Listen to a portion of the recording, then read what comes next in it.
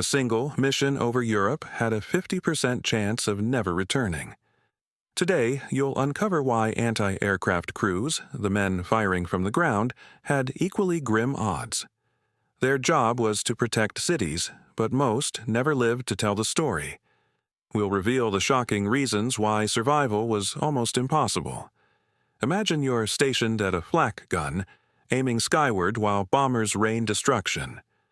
Would you rather face the danger above, or stand helplessly exposed on the ground? Drop your choice below. Picture standing beneath a sky filled with bombers. Each engine's roar isn't just noise, it's the sound of death approaching. Anti-aircraft crews weren't glamorous fighter pilots, they were the unsung defenders chained to steel guns bolted into the earth. Their mission was simple: fire upward, break enemy formations, and protect cities below. But simplicity doesn't mean safety. Every shell fired revealed their position. Every shot invited retaliation. The crews weren't just aiming at planes. They were painting targets on themselves. Sometimes the bravest defense is also the most fatal.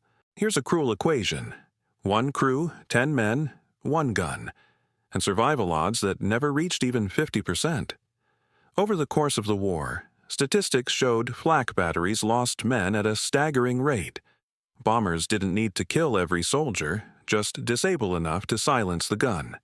The odds tilted further when waves of planes came in formation, overwhelming defenders before reinforcements could arrive. Numbers don't lie, and for these crews, arithmetic was destiny. War isn't fought in abstractions. It's fought in percentages, and theirs always leaned toward death. Imagine fighting in a boxing ring where you can't move. That's what it meant to serve on a flak gun. Unlike fighter planes that dance through the clouds, ground crews were locked into immovable emplacements. Once bombers identified the coordinates of a battery, they rarely forgot. Returning raids often hit the same sites, hammering them until nothing stood. Even camouflage offered little relief.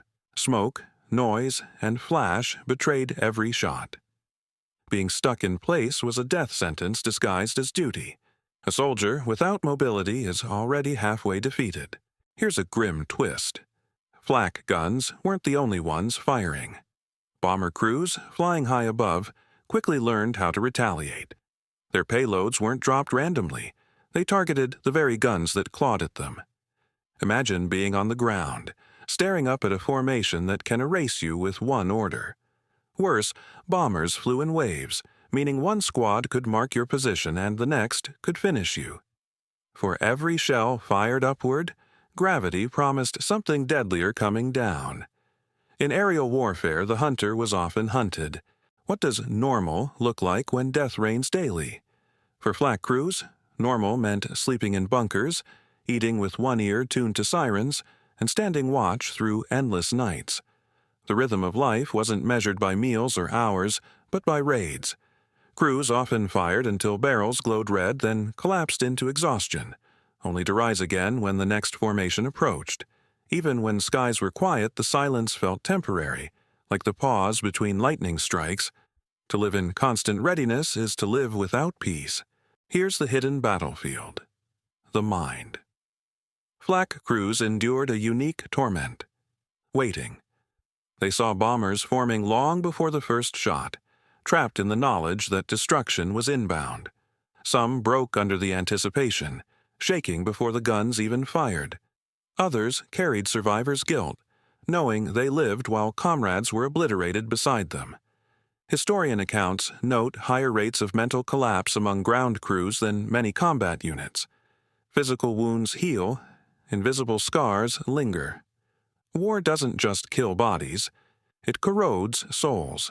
How long would you train someone for a job that might kill them tomorrow? For flak crews, the answer was shockingly brief. Many recruits had only weeks of instruction before being shipped straight to gun batteries. Operating complex machinery, predicting bomber trajectories, and coordinating fire required precision. But war didn't allow time. Errors weren't just mistakes, they were death sentences for the entire crew. Young soldiers learned fast, but they didn't live long enough to. Efficiency replaced mastery, and survival became the final exam. Picture a classroom emptied into a battlefield. By 1944, many flak crews weren't seasoned soldiers. They were schoolboys, barely old enough to shave. Alongside them stood older men, drafted after their prime, filling gaps left by dwindling armies. Neither group was prepared for relentless air raids.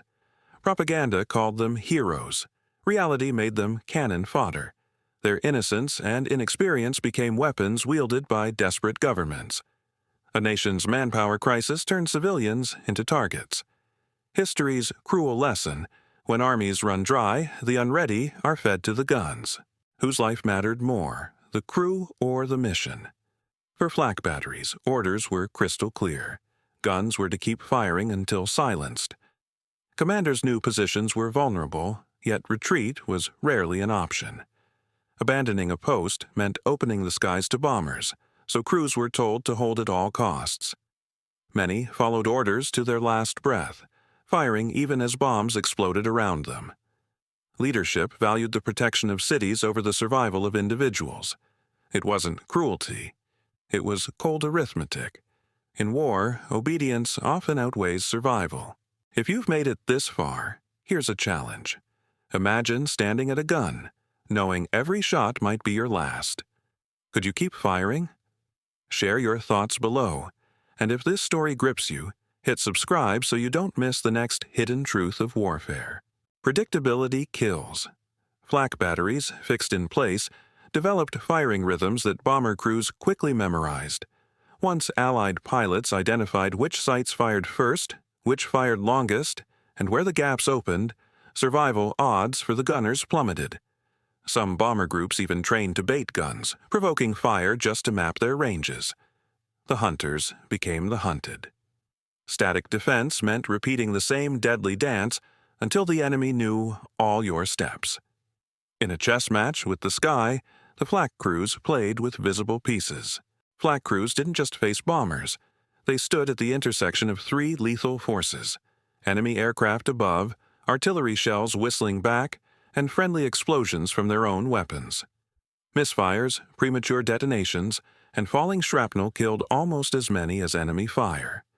Add strafing fighter planes to the mix, and the gun pit became a cage of steel. Soldiers often joked grimly, "If the bombers don't get you, your own flak will." It wasn't humor. It was coping. Sometimes survival meant simply dodging your own defense. Picture the posters. Smiling young men at the guns, standing fearless beneath sunny skies.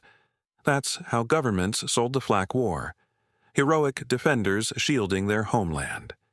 The truth was mud, smoke, and terror. Survivors described scenes of shattered guns, mangled bodies, and a sky that never cleared of engines. Propaganda promised glory, but the reality was trauma.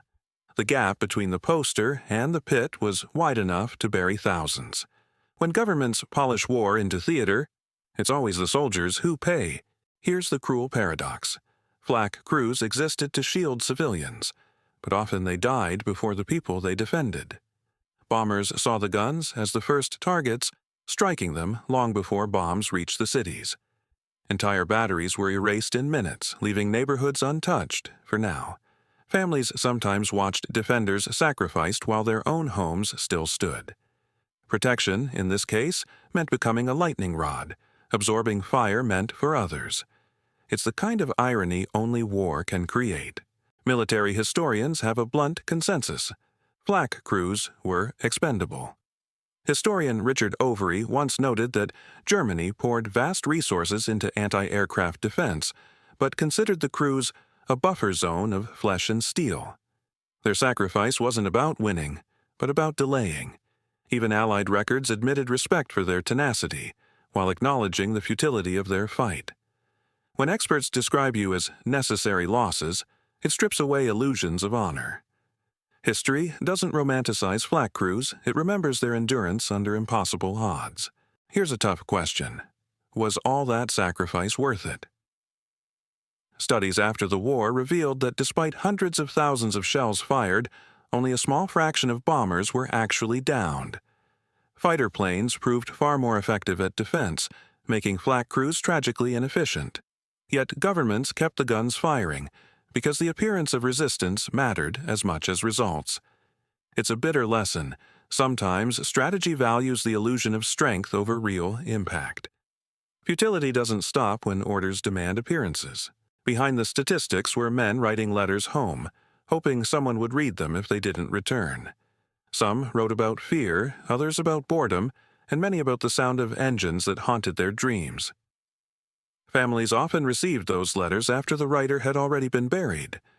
Numbers make war seem cold, but every shell fired came from hands that once held pens, tools, or children. Remembering the human side means refusing to let statistics erase faces. A few Flak crewmen lived through it all, but survival carried its own burden. Veterans described lives overshadowed by nightmares, sudden panic at loud noises, and guilt for being among the rare few who made it home. Many kept silent for decades, ashamed to talk about a role, branded both futile and forgotten. Survival didn't mean freedom. It meant carrying invisible weight long after the guns went silent. Sometimes, the hardest survival is learning how to live again. What remains of the Flak crews today? For most, only scattered records, rusted gun emplacements, and fading memories in old diaries.